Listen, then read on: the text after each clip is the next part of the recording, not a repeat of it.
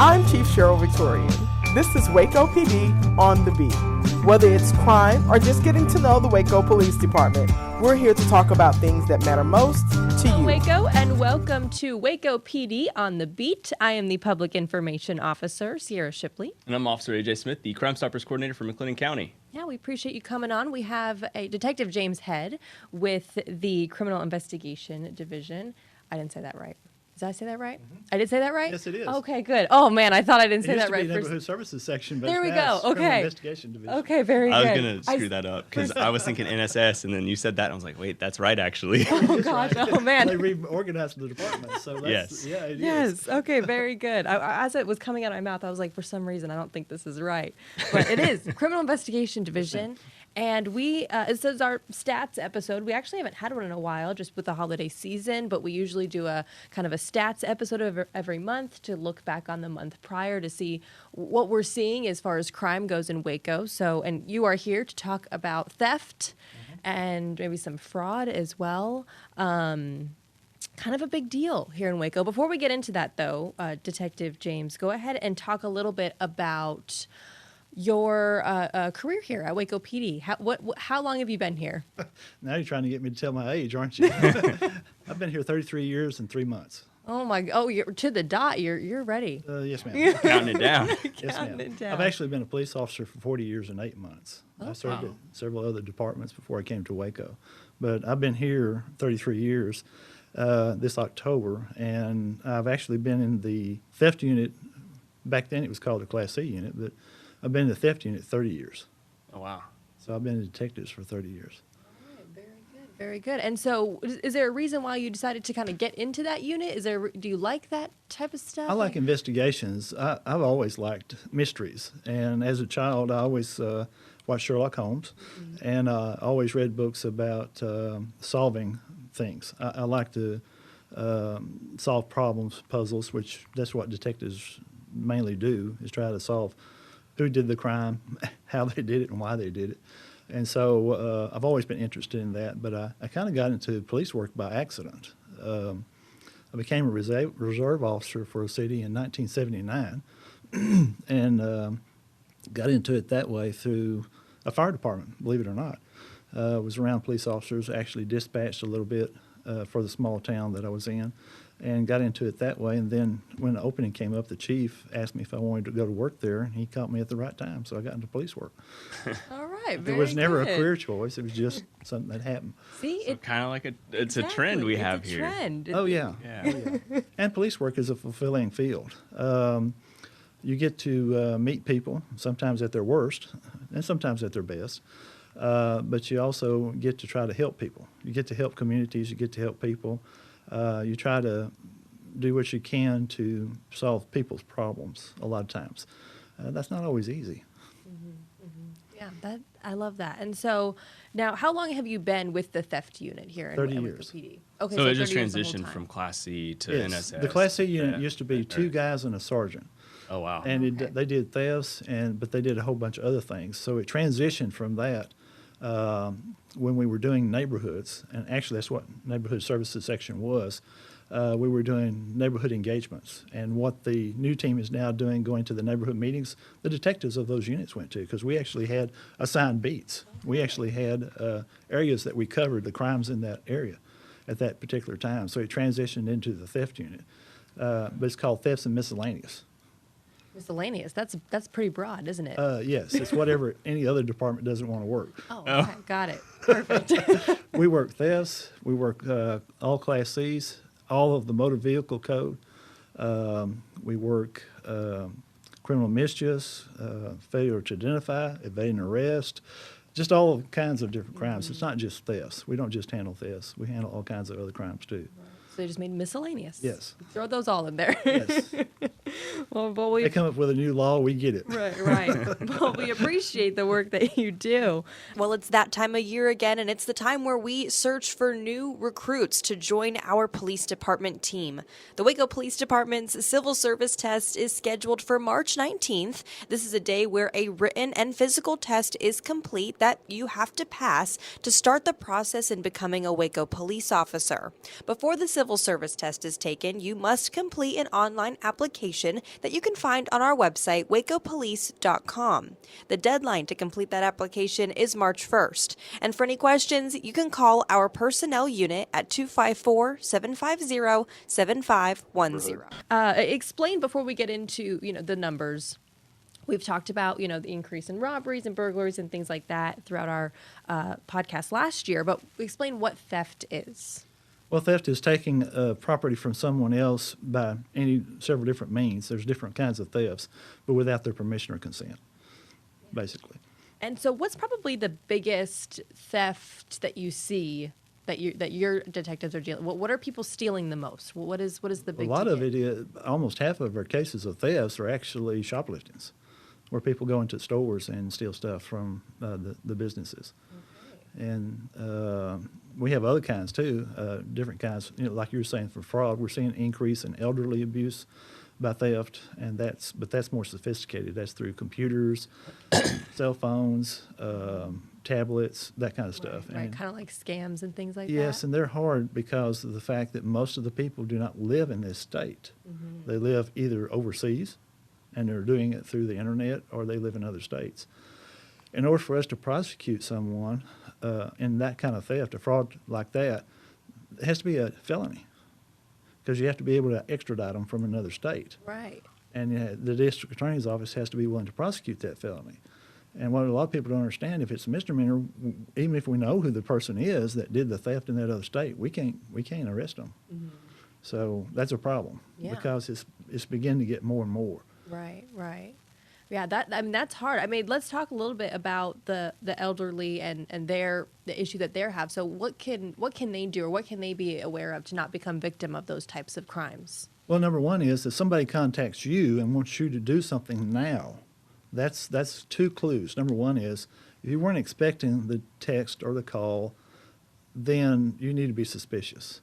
And you need to listen to what they're asking. If they want you to do something immediately, like it's an emergency, you got to do this right now, that's a problem. Because what it is they're trying to prey upon you to get you to make a decision rashly and not think about what you're doing. And we don't mind people and citizens calling us. If they have a call like that and they have a suspicion that it's a fake, or they're trying to be duped to give money, call us. We'll talk to you. And we'll try to find out if it's really a real thing or not a real thing. Absolutely.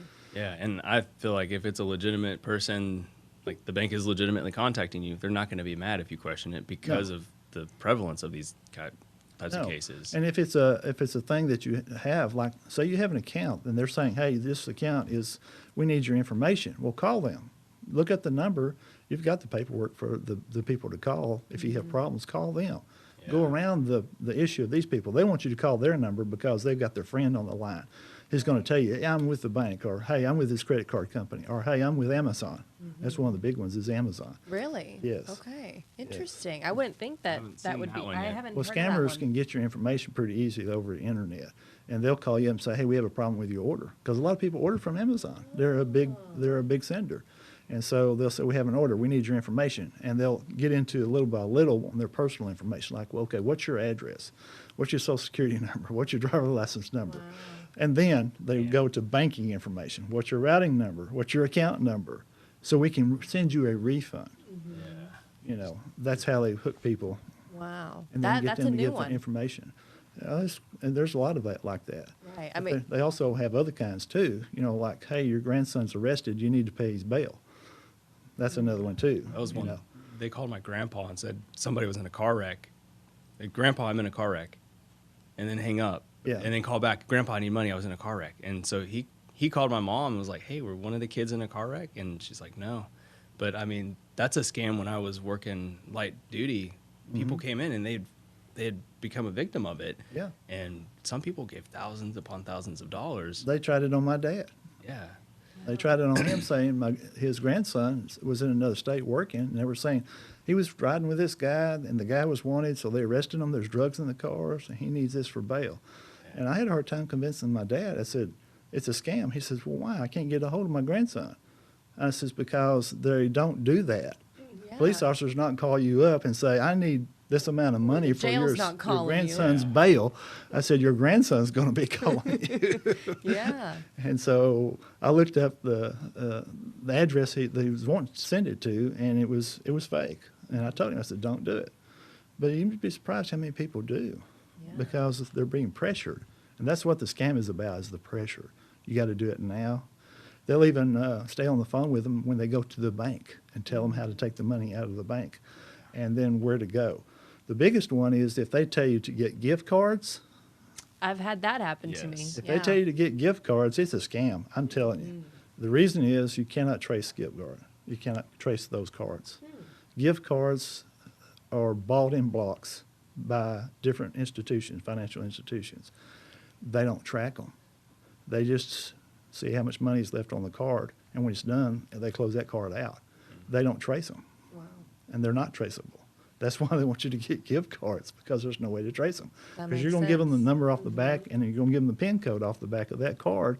And when you do, they're going to siphon the money electronically off, and there's no way to trace them. Right. One that I heard of last week, and I heard of it happening in Killeen, so I can only imagine it's either happening in Waco or going to happen. But these scammers are telling people, hey, you've got a warrant. Yes. Meet me at the police station. Yes. They will meet in the police station parking lot. They will exchange money with a detective, and because it's a small enough amount of money, it's not getting reported probably as much as it's happening, because, like, some of these elaborate ones, hey, you need $10,000. Yeah. That's questionable.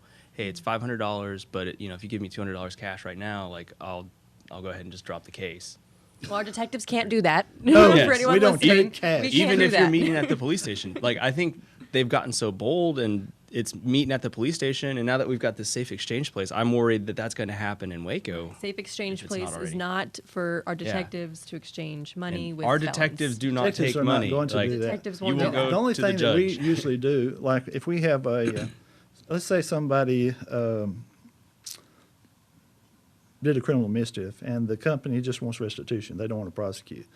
We'll actually tell the people, okay, they want restitution. They don't want to prosecute you. We'll tell them, bring us a cashier's check in that company's name, not ours, Yeah. not the police department's. And don't leave it blank. It's Yeah. got to be that company's on there. And then when we turn it over to that company, we write a property release showing that we gave them the money, and somebody has to sign for it. Yeah. That's the only thing the Texas will do. They won't take cash. They won't take credit cards. They'll take a cashier's check. And money's not going to make a warrant go away either. No. Like there's a whole process with that. Yes. But And money doesn't if a just detective make it happen. does do that, they're going to go to prison. Yeah, yes, that's They'll be true. right there with you. Right next to you. Crime Stoppers is an organization which bridges the gap between law enforcement and the community, so together we can solve crimes in our neighborhoods. Crime Stoppers encourages the community to assist in the fight against crime by overcoming the two key elements which inhibit community involvement: fear and apathy. Crime Stoppers allow citizens to anonymously submit tips. Tips can get you up to a $2,000 reward if it leads to an arrest or solves a crime. Tips can be submitted by calling 254-753-HELP, which is 4357, visiting wacocrimestoppers.org, or downloading the P3 app. Remember, tip submission is always anonymous and can lead to a reward of up to $2,000. Now, as far as, let's get into a little bit of the numbers. In 2020, we had 180 theft cases just in the month of December. And then in 2021, those cases went up to 259. So December of 2021, we had 259 cases. Usually we see an increase around the holidays, right? Because a lot of thefts, that could even be porch pirates that take those packages from the front door. So is that kind of maybe the increase you saw, or why? Well, usually from Thanksgiving to the Christmas holidays, and a little bit, maybe a week or two after, we have an increase in thefts just because of seasonal things. Number one is crooks or opportunists. If they can steal something they think they can get away with not being caught, they'll do it. And during the holidays, especially around Christmas, people are busy buying gifts, they're busy shopping, they're busy doing things. But the thieves also are watching. So if you're in a store and you leave your purse in your basket and you turn your back, maybe go down the aisle just a little bit, they're watching you to see if you do that, and they're going to take that purse as soon as they can. Right. Or if you leave gifts in your car or leave your purse where it's visible in the car, they're going through the parking lot and they're looking around. If they can see it, And a lot of people don't even lock the doors to their car. They can just open the door and steal the gifts or I steal think I the locked purse. my car like 5 times as I'm walking away from it. I'm like, locked, yep, okay. And sometimes they'll break the windows, but that's rare now. Most people are because a lot of cars have alarms on them, so they don't want to be noticed, so they're going to pull the doors that's not locked, or have the opportunity to steal your phone or your wallet, something at the store when you're not paying attention. Or like you said, porch pirates.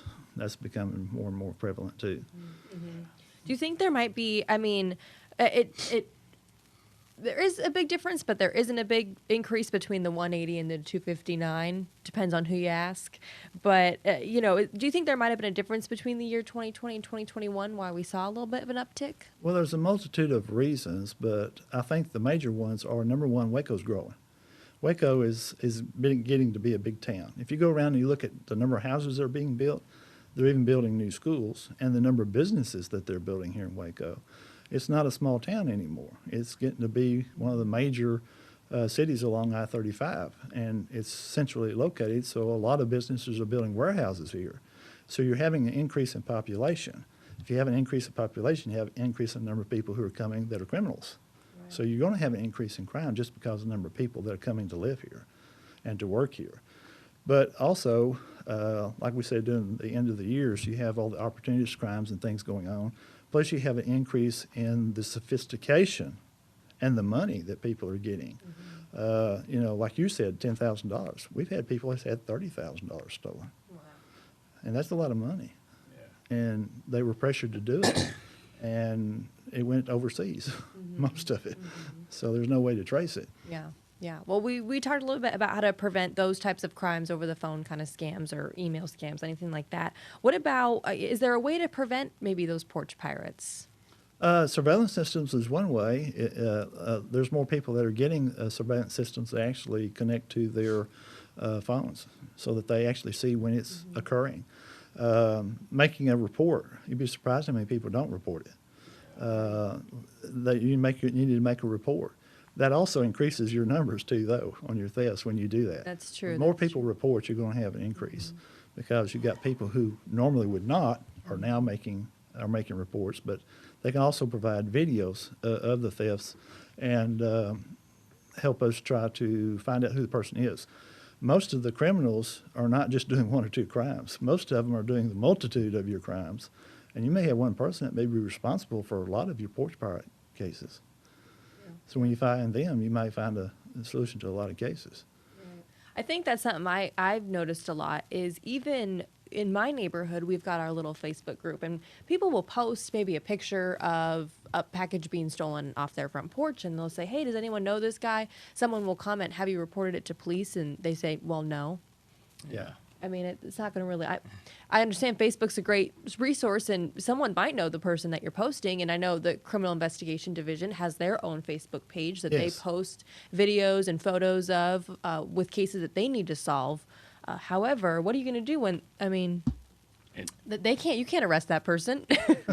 Well, you have to have education. Number one is if you've been a victim of a crime, you need to report it to the police department because it may be your case may be the one piece of information that we're looking for, that one extra thing that helps us solve a case.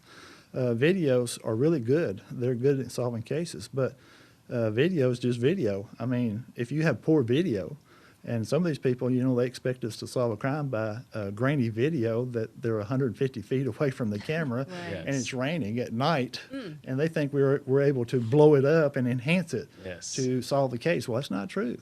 So something we learned in class last week was 5 megapixel. Make sure your camera has at least 5 megapixel because otherwise it's a grainy video that makes the detective's job a lot harder. Yes. So if it's 5 megapixels or greater, they can actually look at it and they considered it evidence quality at that point. So it's Well, a lot of something that people don't helps a lot. realize that all video now is digital, and that's pixels. So when you blow up a picture that is pixels, it pixelates the picture.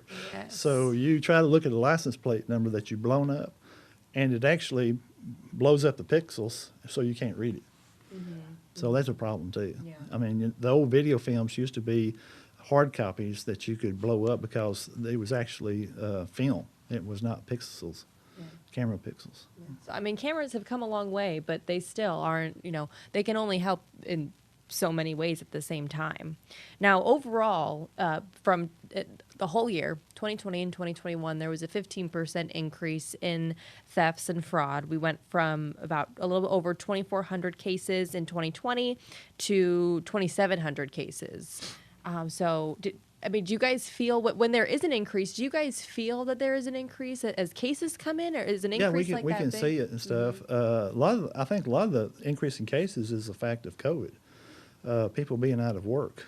You have people who, when they're not working, they get desperate. I mean, they got to eat, they got to have gas in their car, they got to try to make a living, and when they're out of work, they can only survive so long on the money that they get for being out of work. In fact, I think at the end of 2020, there was a review about ending those payments. And there was also one, again, end of 21, that they were talking about cutting off those funds after a certain period of time for those people who are unemployed. And so a lot of people were feeling the pinch, and your crime goes up when people are not working. Want to help solve crime in your neighborhood? Well, the Neighborhood Camera Initiative is something you might want to sign up for. Ring doorbells, Nest cameras, and all the other camera security systems installed on homes and businesses that are facing public areas are tools that could help our officers solve very important crimes. By signing up your camera or cameras in the Neighborhood Camera Initiative, it allows our officers knowledge to where these cameras are, and if a crime had happened, it could have possibly saw the incident in question. You can sign up your camera on the City of Waco website at wacopolice.com. And there's a lot of businesses that didn't survive COVID. They went out of business, and they're out of business now. And so there's a lot of people that are still out of work. Yeah, no, it has been a rough year for a lot of us. Many people. Of course, crime is not the answer, though. No, never is. Not the answer. Never is. So, any last thoughts before we close this out? Anything that you would like to let the public know? Well, I guess one thing we didn't talk about were catalytic converter thefts. Those are very frequent. What's something people can do to maybe prevent that from happening? Well, you can engrave a number on your catalytic converter with an electric engraver if you can. You can write the license plate number of your car. You can also put the VIN number, or you can put your driver's license number on it if it's your car, a personal car. Of course, the businesses are going to probably use the VIN number or the license plate number because they're more expensive. But the catalytic converter thefts have gone down, but that's because the legislature changed the law. They can only now get a certain amount of money. Before, they were getting, depending on the size of the converter, and the rare metals that were inside of it is what they're actually wanting to get. Because there's rare earth metals inside of those catalytic converters that are very expensive. And they were very lucrative for the companies that take in metals. Right. And so they were giving a portion of whatever they can make, the companies can make off of the converter, they were giving it to the people that were bringing them in. Well, now they're requiring them to show cause of who they are. Number one is, if you bring in a lot of catalytic converters, you don't work for a wrecking yard, you don't work for an automotive yard, they may not take them. Right. And also, you only get a certain amount of money. They don't do a percentage of it anymore. It's just a set amount of money that you get for those converters. So those are probably going to go down. Yeah, and you've seen that go down a little bit since that law has been A little passed? bit. Yeah. But criminals they're very imaginative. They are. Some of them, if they went to work for their regular businesses, they could probably make a lot of money, but they would rather not. They would rather figure out ways to go around the law. Right. And as they adapt, you guys have to adapt too. Exactly. And I mean, it's just a constant cycle. But thank you so much, Detective, for coming on. Anything else before you? Yeah, we need people. That seems to always be the plug here another at the thing, very yeah. end. Yes. Well, yes. Waco Police Department is not just a business and not just people and friends. It's a family. We treat each other like family. And police work is very good work to be in. It's very fulfilling, but we need dedicated and really educated people to work for us. Not getting on the negative side, but a lot of police officers are getting old. There's a lot of us that are getting up in age, so there's going to be quite a few that probably retire in the next 5 years, and so we're going to need new people. So if you feel like you want to be a police officer, check it out. get on our website, get an application, talk to some of us. There's policemen in your neighborhood, I'm sure, that live there. Yeah. So talk to us or talk to him, talk to other people, and see how you can get in. A lot of people, believe it or not, come to police work by referrals. They talk to an officer on the street, or they talk to a detective, or they're friends with one, and they talk to them, and we encourage them, and they actually apply. Right. You don't know until you apply, right? No. That's right. You just Exactly what try it happened to out. me. A Yeah. friend told me to come apply, and I did, and here we are. Hey, look, I got into it by accident. So, Yeah. you know, we do need very dedicated people, and we're going to need, as the years get along, people retire, we're going to need more. Right. Well, you can apply wacopolice.com. We've got applications open until March 1st. That's when our civil service test will be happening shortly after that. So, yeah, if anyone would like to be, a part of our family, we are welcoming you with open arms. Exactly. That's for sure. Since we talked about it, what would your advice to someone on the fence or thinking about getting into police work? Well, if you like mysteries and solving them, that's one thing. And if you Okay. like working with people and trying to figure out why they do what they do, that's another thing. So if you're one of those type of people, we want you. Okay. Yeah, Bring very it. good. Well, Detective, thank you so much for joining us here Thank you. on our Waco PD on the Beat Stats of Theft episode. Guys, don't steal. Come on. It's not worth it. Not worth it. Not worth it. Well, thank you so much for joining us. We appreciate you. Until next time. Have a good one, Waco. Waco PD on the beat. The heartbeat serving